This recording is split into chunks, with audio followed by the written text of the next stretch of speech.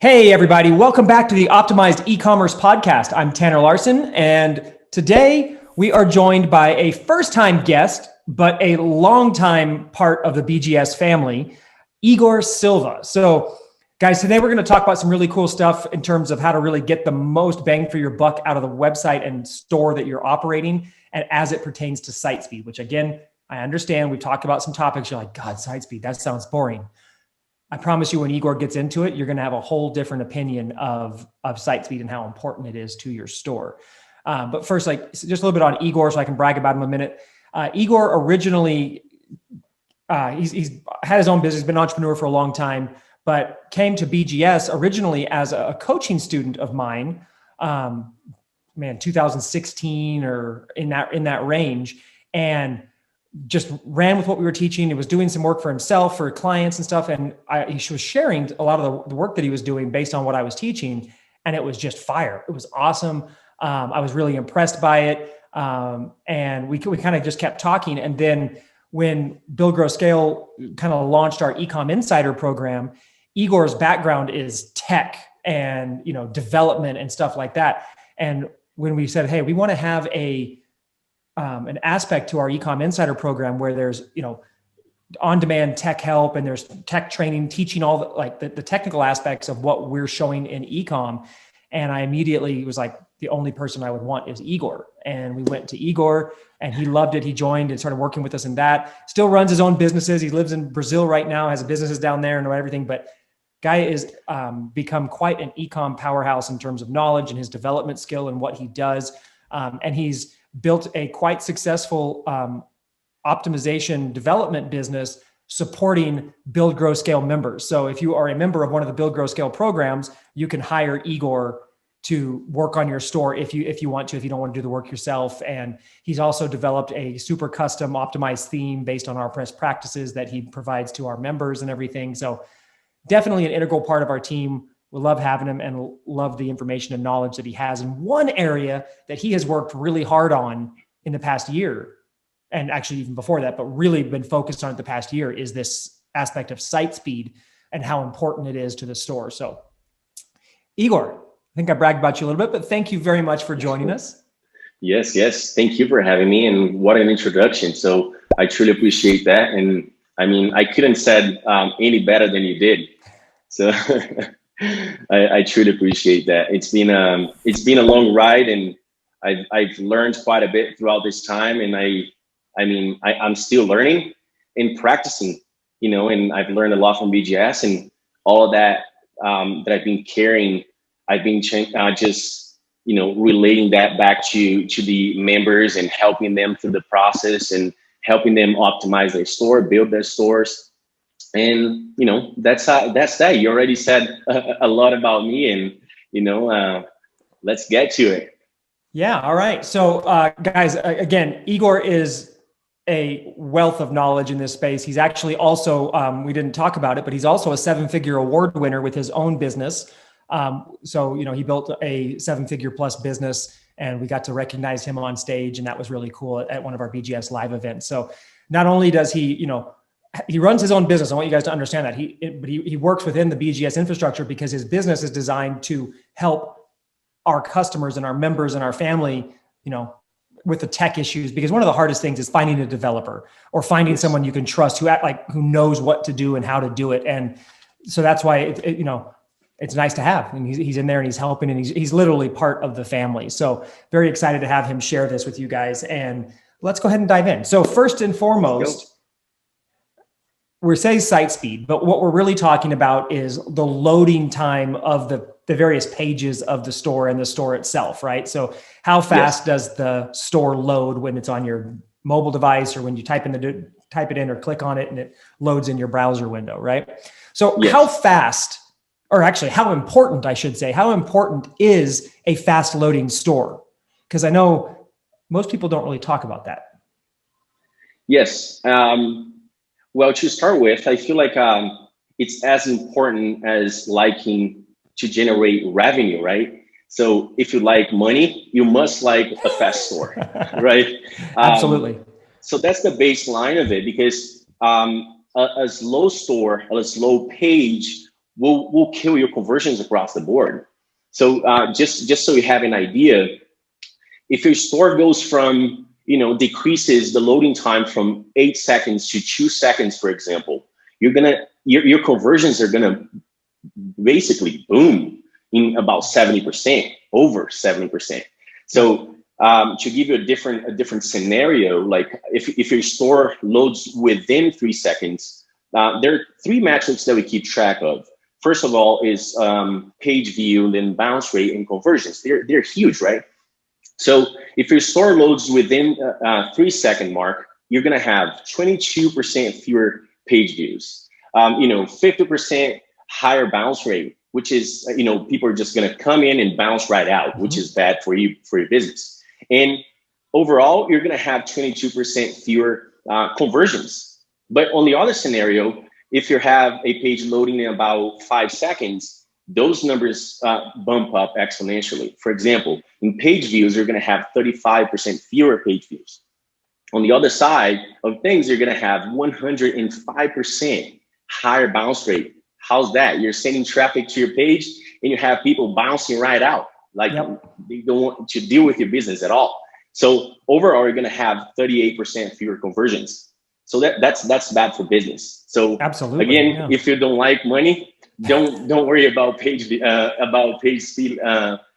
page speed at all. So and a point on that, guys, is when it comes to e-com stores, like specifically Shopify, right? People get on Shopify, they install a theme, and they go to work. They put up their products, they do everything, and they go to work. And they think that, hey, Shopify takes care of my page speed and all that stuff. It doesn't. Okay, the average Shopify store loads over 16 to 18 seconds. Okay, yes. The average Shopify store loads at 16 to 18 seconds. Okay, we used to have a store, Matt and I, our kitchen brand, that loaded in like 18.9 seconds, and we were dumb back then. We didn't know. We didn't even know what cache was. So we thought like, hey, the page loads fast for us. So and the site speed says 18 seconds. We're like, yeah, right. It loads so fast for us, but that's because we visited it every day and all the images were stored, right? But to a new visitor, that's the site speed we're talking about. And so it's not uncommon for a store with a theme, even an optimized theme, to have a 16 or 17 second load time. Now, what Igor just talked about was 3 seconds or 5 seconds. Now, 3 seconds globally, I believe, is what Google calls like a good site load time. But from a conversion standpoint, it's still painful. You're still not performing, right? Yes, 100%. I know that Amazon says that for every 1% or 1 second of page load decrease that they get, they see a 2% lift in their conversions. Okay. So now Amazon obviously works very hard on being fast and everything else. And they're very optimized. They don't get 1% or 1 second changes anymore because they're so fast, but they're continually tweaking, getting micro changes and speed improvements because it's such a big thing. 1 second increase or decrease, 2% lift in conversions. Can you imagine how much money that is? Yes, and it's the same. It has a huge impact. Huge. It's the same with what Igor is talking about. So your store, he said 3 seconds, but he's being very generous in assuming that your store loads in 3 or 5 seconds because he knows, and I know, that it probably is 15, 16, 17, 18 second load time because that's the norm. Yes, indeed. Absolutely. That's the norm. And we see that left and right. I mean, it's very common for us to, get in touch with a few different business owners, and they're like, okay, check my website, see how it's loading. And then when I go check it out, it's definitely around those numbers. And it's sad to see, but it's always an opportunity to make it better and generate more revenue for your store across the board. Yeah, absolutely.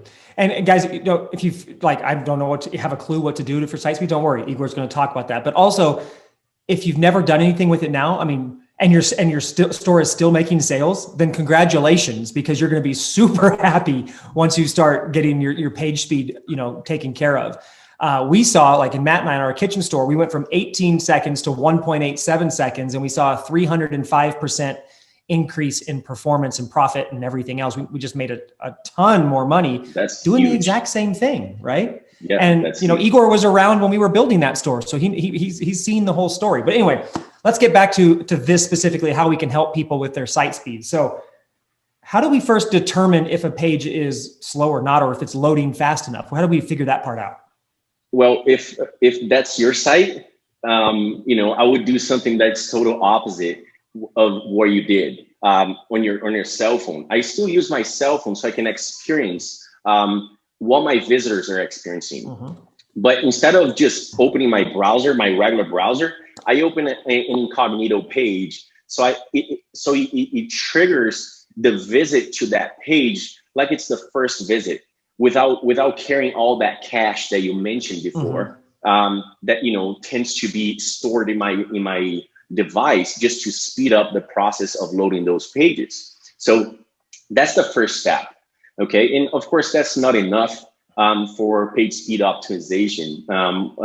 Like we need to dive in the specifics of what that entails, and we utilize a few different tools. And some of you guys might know some of those tools, and I can lay them out, which is Google Page Speed Insights, which is the first one.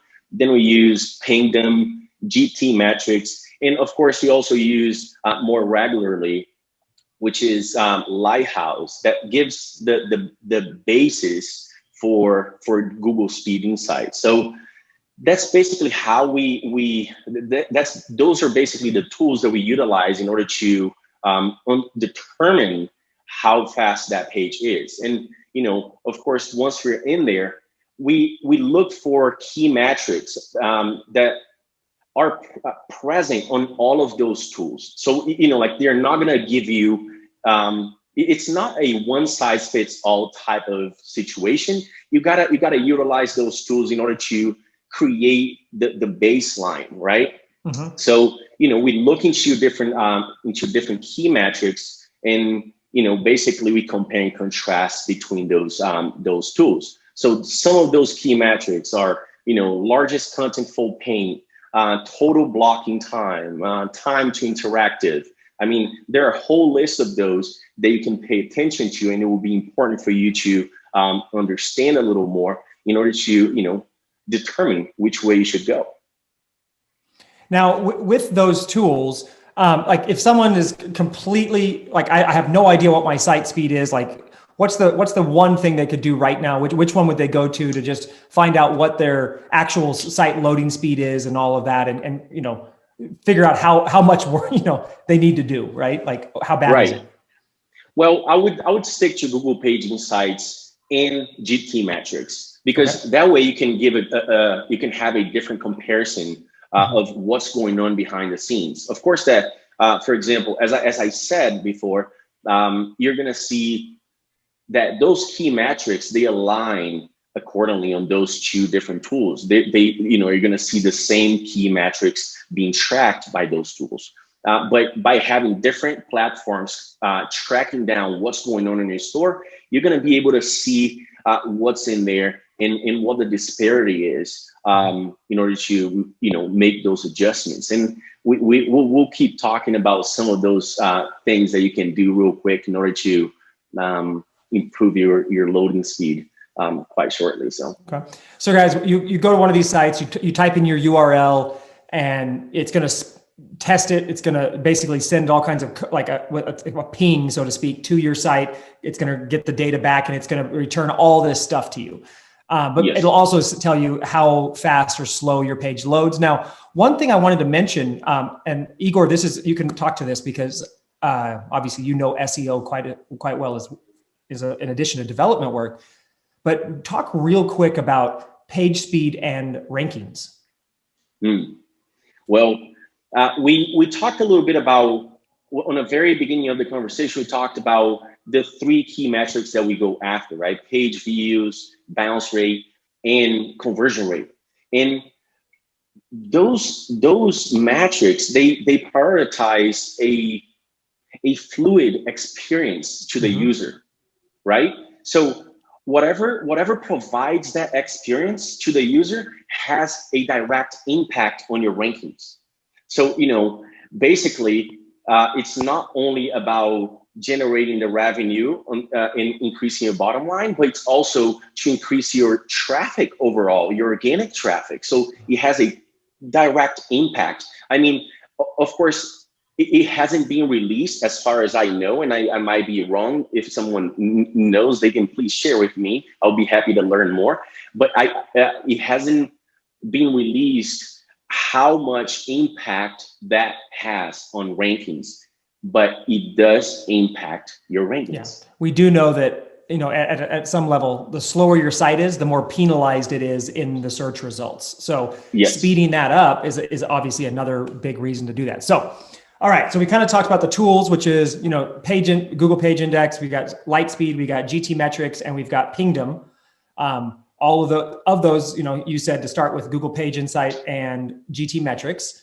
And so guys, you guys can go over there and check that out. But the next thing is, what are the most common issues that we see slowing down sites? What do you guys see the most? One thing that there are quite a few things that play a role into the whole process, but there are some commonalities that we see across a few different websites. And the first one is a classic. It's the number, not the number of images, but the size and the dimensions that you utilize on those images that you upload to your store. So they have a direct impact on how your page loads. And of course, that also, you know, if you utilize a bunch of videos on your page, they'll also have a different impact, okay? But aside from that, you have, for example, redirects. So for those people who just tend to create a bunch of pages and just kind of delete them over time, and, you know, as you delete, you create more redirects. Well, the number of redirects that you create over time will slow down your store as well.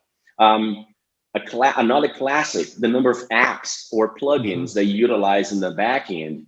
I mean, how many people have you heard that just have a whole list of plugins and apps in the back end, and they're just sitting there? Like 50% of them are just sitting there, not doing anything. We saw a store the other day that had like 40 or 50 apps, and I think they only were using 3 of them at the moment active. The rest of them were just sitting there. And that's ridiculous, because you know what? The vast majority of those apps inject a JavaScript code inside of your files. So in order to function, in order for those apps to function in the front end, they have to inject that code. And whenever you disable that app, they're not going to go inside of your code and remove that JavaScript code. So basically, every time your page loads, it's going to be loading that specific JavaScript that was just sitting there. It's trash code. So, you know, it's taking more time to load because every piece of JavaScript has to be loaded individually. So if you've got 40 apps, you've got 40 pieces of Java, complete little scripts in there on top of whatever other scripts you actually need and have code for, right? Yes, exactly. So, I mean, I feel like the last thing that I would say that, you know, of course we have a whole laundry list, but the last thing that I would say that makes a huge impact on that is the theme that you use. Because a lot of people will just find a pretty theme out there and just gonna be like, okay, I choose this because it looks cool and whatever, it has this and that. And even though those, as we all know, you know, those elements on the themes are not as optimized as we've experienced. You know, they're just have trash code and a bunch of, you know, useless files in there that doesn't serve any purpose. So, you know, choosing a good theme is definitely a huge jumpstart. Or if you are on a theme and you have a bunch of functionality that's not needed, if you're not using it, doesn't mean it's not loading every time the page loads, right? So you know, having that functionality stripped away or you know, negated so that or commented out so that it doesn't actually fire when the page loads is another thing. Like there's a reason that the stores that we build and that we optimize and that Igor does as well are very, very streamlined. They, like people are like, man, your theme doesn't have like all this. And we're like, because that doesn't help you. You don't need that. Well, I bought this theme that has these 75 things, and we're like, cool. How much money does it make you compared to, you know, what we're doing? And it's not because we can't add those whiz bang things. Igor could add all the whiz bang things to any theme that he wanted to. But we've learned that streamlining and cutting away the crap and just keeping what's actually important is really what makes the difference in the store from an optimization standpoint on the front end, as well as on the back end in the code where Igor is talking about right now. Exactly. That's a great point. So what we've got in terms of like the major things to consider are images. We talk about redirects, plugins and apps and codes and stuff. Now, here's another thing about that. Like in our case, if we have the option to code the functionality of the app directly into the theme, we're going to do that instead of using the app. And then, because that will obviously work better. It'll be more streamlined. And the apps, because another thing about apps, guys, in case you're not super technical, and I'm not, but I can bumble around and then Igor can correct me when I'm wrong. But the thing is like, so an app, you install it, okay? And then it injects that code into your site so that it can be working, it configures. So inside that JavaScript code, it has all the things that need to make that app function, except for most of the actual function files. It has a link to those files that calls back to the app server who you bought it from. Okay. And so if it was all contained on your site, like coded in, then it would load quickly. But the problem is every time a JavaScript has to call out to an outside server, well, then it has to call it out, wait for that to load and send the data back. And then it goes to the next bit of code and it calls out and it waits to come back. So think about that happening 30 and 40 times. And that's just on your apps. Your Shopify store itself has call outs because it calls back to the Shopify server, which you can't get away from that. But the more things that are calling externally to other servers, now you're at the mercy of that server speed and how quickly it comes back to you. So there's a lot to this, guys. And it's really something that, if you want to get really dialed in on this, you want to make sure you have a good developer who can help you with that kind of stuff. But so that's a little bit more on apps. But the other thing is, and this is a big one, and Igor talked about it, but I want to just further drive it home, is themes. There are so many themes out there for Shopify. I couldn't tell you how many thousands or tens of thousands there are out there. The problem is with them is that they're not all equal. There's a basic framework of coding requirement to make it function on Shopify, but from there's no guarantee to the quality of the code, the streamlinedness of the code, how bloated it is, how much extra stuff, if it's even completely finished. Like I can't tell you how many themes we've looked at in stores we've looked at from either amplified clients or EI clients that Igor and I have seen, or business blueprint members, where they install a theme that they bought from someone and you run an error report and the theme has errors, brand new, untouched, because the code isn't complete, right? And every theme error also, like let's say you didn't put an in bracket off one of the PHP calls. Boom. Now you have an error in your theme that could cause all kinds of conflicts. That affects your page load, right? 100%.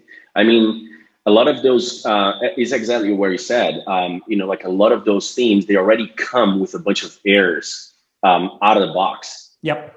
So they're just bloated. So we see a bunch of functionalities on them, and we're like, okay, this is awesome to have, and I want to use this, and that. And you have a whole list of things that you want to utilize and you add to your store. And then, what about the other 90% of those things that they're not used? Yep. Like they just sit there, and, like a lot of those are just bloated or disconnected or, useless basically. Yep. And they create errors and have an impact on your loading time, on your revenue, on your rankings, and, so on and so forth.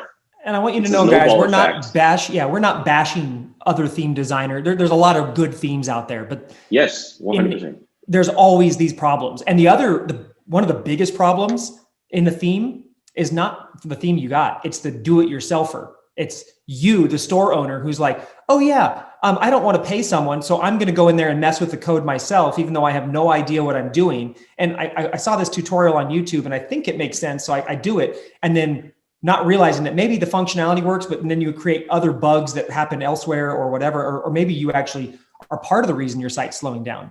Another factor of that is people who hire like a whole bunch, like a Fiverr developer, then a different developer over here. And The thing about code, guys, from a site speed perspective and a function perspective is there are multiple ways to achieve the same objective within code. There's like multiple ways to write it, multiple ways to skin the cat, right? So Igor codes one way, I code a different way, someone else codes a different way, and all three of us have worked on your store. Now you've got three different like coding styles and things that may not, like what Igor did. If Igor did everything his way, it would work. But because Igor did his thing his way, I did my thing my way, those two things may conflict and cause the page to load slower. Yes. So it's like you don't have a, yeah, it's like you don't have a, they don't have a protocol that, you know, like they all follow and apply to the work that they do. So, you know, like those codes that you're mentioning, that those three different line of codes that you're talking about, they don't connect.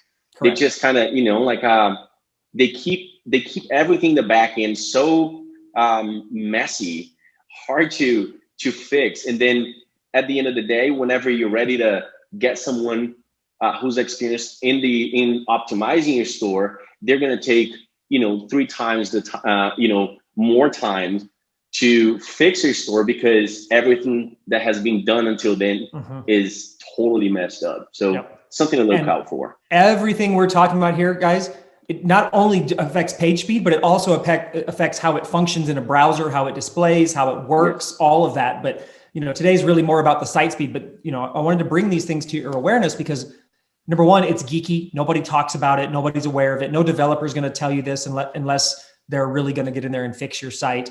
And it's other things that we have also learned through trial and error. Like Igor and I didn't start out knowing all this. We had to figure it out and go, oh man, yeah, this doesn't work. Or when this happens, and, you know, we look at thousands and thousands of sites a year, thousands of stores. So we get to see a very wide range of what's going on, and we get to see what the most common things are that happen over and over and over again. And Igor spends, I mean, that's what his business does is fixing and improving a lot of that stuff for EI members who don't want to do their own dev work. All right, but let's get back on track because we kind of went down a tangent there, but it was good for them. Yes. Okay, so they use these page speed tools to figure out like the report, and they basically get a diagnostic of their site. They know, you know, what's loading when. They have a total time of how long it's loading. Things that are potentially really slow loading need to be fixed. But those reports, which are sometimes called waterfall reports, can be pretty intimidating. So the question I guess I have for you is, do I have to fix all those things on a speed optimization audit? Like when I get that, do I have to fix everything? Well, in a perfect world, you would have to fix everything, right? Yeah. So you can be an A++ student, right?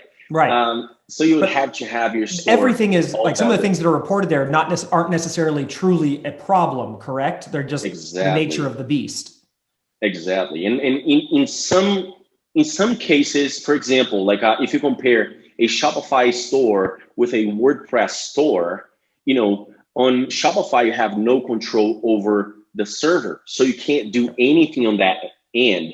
On WordPress, you can make some adjustments in the server because you're the one who integrated the server with the front end of the store. You're paying for the hosting, and you can upgrade your server or do whatever needs to happen there. Exactly. But, you know, you don't necessarily have to worry about, you know, fixing everything. You have to, you know, focus on what's the most important things. And of course, there are two main, I listed a few different metrics in the beginning of the podcast in relation to what you should be looking out for. And there are two metrics that we go after because they have, you know, very heavy weight on this whole process, which is largest contentful paint. Okay. And so basically how long it takes until your site is all ready to go. Visually loaded. Visually loaded. And the second one, which is huge as well and has you know, a lot of weight, is the total blocking time. So basically how long you're blocking your users from clicking on an element. That's huge. So, you know, like those are just the two metrics that you should be looking into how your website has been impacted by. And, you know, like looking at, I mean, of course you would be looking into, you know, certain reports like the waterfall reports that can be quite intimidating in how they relate back to those metrics. But, basically just having that idea of what you go after will give you a good understanding of, like how to even communicate with your developer in the same level. So whenever they're talking to you, you're not like, you have no idea what's going on. So just for the sake of knowledge and understanding and conversing in the same level, I feel like it's interesting to understand. Yeah. And guys, again, this is one of those things when you're doing this, it's worth hiring someone who knows what they're doing. And again, I'm not telling you to hire us or Igor or anybody, but this is not one of those areas where, the average do-it-yourself, code person can actually really improve the page speed. And because we're talking, there's all kinds of tricks that can be done, like using lazy load and all kinds of things like that to kind of rearrange things, because, sometimes you can't do anything about the draw, like the server draw or the calls that are made, and you have to have those calls made and you can't optimize it. But you could use something like lazy load and rearrange the order of what loads on the page first, because that piece, it's above the fold, so it could load later. And you want to make sure that all the content above the fold does get loaded first, and then things below the fold can load later. So there's a whole world of speed optimization here. And we're going to give you some definite low-hanging fruit things that you can do. But if you want to get really aggressive about this, go interview a few different developers who are good at this, and see who the right one is for you, and just pay them what they're worth to do it, because the rewards are way worth it. The SEO increase, as well as it's just the financial increase. Like, again, we went from 18 seconds on our kitchen store to like 1.87 seconds. And in less than 30 days, saw a 305% increase in our profits, with nothing else changing, just fixing the page load. So that's a lot of potential. And that is every month, right? Like, once your page is fast and you keep it fast, it's going to continue paying those dividends long term. So it's not something that you want to skimp on by any means, right? Definitely not. I mean, it's totally worth it. It has a huge impact, not only on how much you're converting, but how much traffic is coming for free, basically. Absolutely. So we've talked about a lot of technical stuff, and we've scared them by saying they have to hire a developer and things like that. But let's kind of back it down. And what are the three best or the three lowest hanging fruit optimizations or speed optimizations that they could do to, give their page a lift, or their site a lift right away? Okay. The first one, we mentioned something about it earlier, which is to look into image optimization. So make sure that your images are, so let's put it this way. If on your page you have to use a 500 by 500 image, don't put a 2000 by 2000 image there. Yeah, that's as basic as it can be. So make sure you have those images resized accordingly, so you're not, just bloating the page. So the second thing is also a classic. It's in regards to apps. So if you have a list of 40 apps and 30 of those are not being used, make sure you just delete them. Like, you don't need to be seeing those apps in there. They're not going to add value to your store. And, it would be interesting to get a developer involved into the process to make sure that they will track down what type of JavaScript those apps have injected into your code and just left it there. So that's the second low-hanging fruit. And the third one is something that a lot of people overlook, and you would be surprised. Well, I don't think you'd be surprised, but a lot of people would be surprised with the fact that tons of stores out there, in this day and age, are still not mobile friendly. So, like, that's huge. That's huge. If you don't have a mobile friendly store, I mean, you should stop it. You should close business and, shut down. I mean, think about it, guys. 90+% of most stores' traffic and buyers are predominantly coming from mobile these days. So, depending on your niche, it may be different, but by and large, most stores are 80, 90% buyers from mobile. And think about it. When you use your cell phone, you load a site. What happens if the site doesn't load fast? You leave. You bounce. Flip out. It's just like, I mean, we actually, as humans, we're so screwed up in the head. We usually flip out like, oh, it won't load. Like, we're in an airplane using Wi-Fi, 30,000 feet in the air, flying 600 miles an hour, and we don't have Wi-Fi. And our life is over. Like, because that's how stupid we are as humans. And with the phone, we're the exact same. Like, if your attention span is already short. And you're scrolling Facebook, you click an ad, the site doesn't load fast, and you're like, I'm going to go back to scrolling. I'm going to go watch a cat video. Like, you don't wait for that stuff. And, as Igor said, and he can talk a little bit about this real quick, is mobile friendly. When we mean by mobile friendly, we mean mobile optimized. And mobile optimized and mobile responsive are not the same thing. Mm-hmm. So why don't you talk a little bit about that real quick? Okay, so mobile optimized, I mean, you literally have elements that will allow you to, go to the next step in the purchase journey at a faster pace, right? Mm-hmm. Mobile response, I mean, do I need to explain a little more? Yeah, explain what mobile responsive is, just because, I'm sure there's people who have heard it, but they think it means one thing when it only means something else.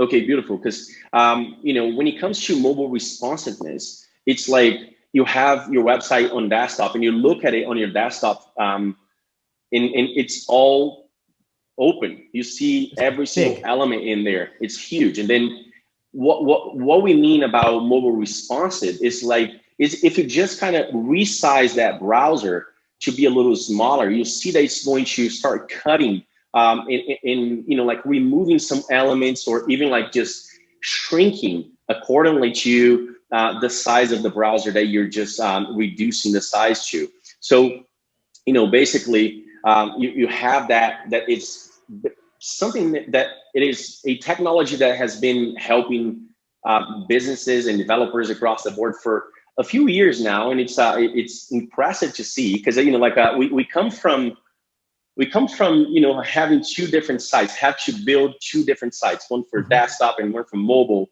And now, we don't necessarily have to do that. So that's basically the basis of it, as far as I can tell. But yeah, no, you're right. And then the clarity point that I want to add to this is, yes, so it's as you scale your browser down, mobile responsive means that the site scales down, right? It basically gets smaller to make it fit. And then sometimes what it does on mobile, really, it starts stacking things differently. Like if images were side by side, now they may be one on top of the other and things like that. But this is an automated technology that makes its best guess, again, built by programmers to make it work one way, not built by people who actually do data optimization, who track the usage patterns and stuff. So just because your site does scale down to mobile and it views okay in mobile, doesn't mean that mobile journey, that buyer's journey that they go through, is optimized, just because it actually fits. And that's where Igor's talking about this low-hanging fruit of making sure it loads better. And the other thing is typically you have better connections, Wi-Fi or internet on your desktop than you do on mobile. Yes. Right. So you have better processing power, all that stuff. So if your site loads really fast there, but it's slower on mobile because all the things that work really good on desktop are now squashed down in mobile, it may not be the same experience. And you definitely have different load times, right? And that's the reason why, for responsive sites, you tend to not only stack elements, but also, remove some elements that are not, useful for mobile users in order to speed up that experience for them, so it's definitely something that has helped a lot on that regard. And of course, again, being mobile friendly, having a responsive website, not only a mobile optimized website, but a responsive website will give you better rankings on Google, because that's a ranking factor. If you don't, then, forget about it. Absolutely. So, Igor, we've covered a ton right now. I'm sure people's heads are kind of spinning for the most part, because most people don't think about page speed like this, but I want you to touch on one other piece, just to add a little bit more complexity to it, not to confuse anybody, but it's important for them to realize that there is more than one site speed on your store, right? There's our page speed. Every page is different, right? Yes. So why don't you talk a little bit about how important it is to realize that it's not just one speed metric we're looking at? Well, because if you go to that, to one of those tools that we mentioned here before, you will most likely just get your homepage URL, punch it in there, and let the tool audit it. And you shouldn't forget about the other pages that you have. For example, your collection page, in your product pages, your cart page, because they are a vital process in the like they're pillars of your purchase journey. So you gotta pay attention to it and task them individually, so you can make adjustments to them individually as well. Because a lot of the elements, for example, a lot of the elements that you code on your homepage, the vast majority of them you're not going to use on your collection page or on your product page. So you likely just use the header and the footer of your homepage across every single page of a website. The same thing applies to the collection page, the product page. So those elements don't carry over to the next template, in a sense. Template meaning homepage, collection page, product page, cart page, so on and so forth. So it is important to take a look at those pages, those templates individually, and see what the specifications of each and every single one of those that you must optimize are. So stay tuned for that. Yeah, absolutely. We'll have Igor back on and we'll keep talking about it. But if you think about it, guys, there's multiple pages in the buyer's journey. So let's say they land on the homepage, right? Great. They go to the homepage and it loads super fast because you fixed it. And they go to the collection page. It's a little slower, but it still loads. And then your product page, which you've put all these different apps and you've done all this stuff on your product page, and it loads super slow. It's the same effect as if your whole site loaded bad, because you still broke the buyer's journey. The person's going to bounce from there. Maybe they made it a little further through and you can still retarget them because they saw a product view and you can do dynamic retargeting and stuff, but you still failed, right? So It doesn't do you any good to have a fast homepage, but a slow product page or a slow collection page or whatever. Every page of your site needs to be, speed optimized as well as, revenue optimized to make sure that buyer's journey is as seamless and as quick and as, easy for the consumer as possible. So definitely, test out those different pages. And this was a big thing for Matt and I when we learned too, guys. We thought, oh yeah, we did our site speed. Cool. We're fixed. And then it's like, oh wait, I have to do every page. And then we plug in a different page, like our product page, and go, holy crap, it's still loading at 15 seconds, even though our homepage is loading at 1. Okay, but we better fix that. So definitely an eye opener. Something to have in mind is, do not, basically my suggestion is that you really focus on optimizing the whole site, but, don't forget to give that focus to your product page, which is where you add more stuff to. Basically, you add a lot of apps in there. You add a lot of images, videos. I mean, there is just so much going on in the product page, and it's it's one of the money pages. It's one of the most important pages that we send traffic to. And if you just have the product page that it's not loading fast, then you're in big trouble. Absolutely. And again, same goes for the cart and the checkout as well. Great. They add the cart and then the cart takes forever to load, or they go to the checkout and your checkout takes forever to load. And those two things, usually you're not adding a bunch of stuff to your cart and your checkout for the most part.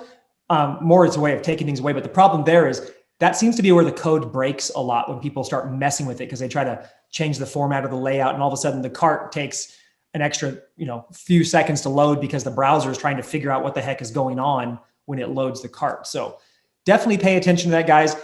Igor, thank you so much. We covered a lot. I'm going to definitely have to bring you back on. We'll talk more specifics about maybe some specific page issues and different things and other topics as well. But right now, guys, for those of you listening, make sure you leave a comment or a review. Let us know what you thought of the episode, what you think of the podcast overall. And make sure you're subscribed both on an audio setup, whether it's iTunes or Spotify or Stitcher or whatever, and then also over on our YouTube channel, because this is also a video podcast. A lot of times we share screens and we show you a lot of other things that you may want to see visually. So you're going to want to make sure you have subscribed on both. And if you need links for that, or you just want the show notes, go to buildgrowscale.com/podcast. It'll give you links to everything, give you the show notes, the video links, all that stuff. And any of the tools we talk about are also listed out in the show notes on those pages. So head over to buildgrowscale.com/podcast, and we will see you guys in the next episode. See ya.